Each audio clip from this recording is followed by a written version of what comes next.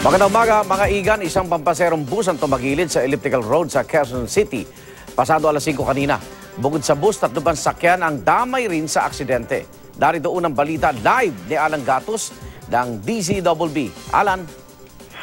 Igan, isang pampaserong bus ang hanggang sa mga oras na to ay nakatagilid dito sa bahagi ng Quezon Memorial Circle. Matapos na ito ay salpukin ng isang kulay itim na Honda Civic na mabilis daw ang takbo dito sa bahagi ng Quezon Memorial Circle. Pero bago nangyari itong aksidente na to, kinukwento ng taxi driver na si Edgar Galante na binabagtas niya itong bahagi ng Quezon Memorial Circle nang bigla na lamang siyang mabulaga sa bilis ng takbo ng kulay itim na Honda Civic na kotse na tumama rin sa kanyang bumper at pagkatapos ito ay bumanggana sa tagiliran nitong pampaserong bus na tuluyang tumigilid at bumangga pa sa isang kotse. Ibig sabihin, 4 na sasakyan ang sangkot sa nangyaring aksidente dito sa bahagi ng Quezon Memorial Circle. Dahil dito, 15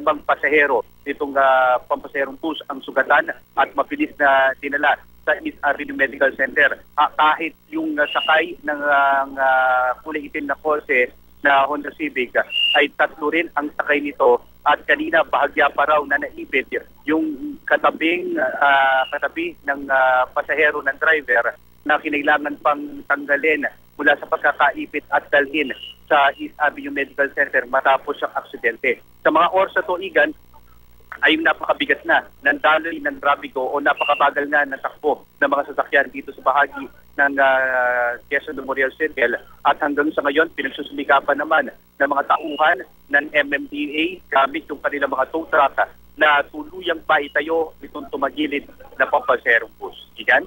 Maraming salamat, Alan Gatos ng DZBB.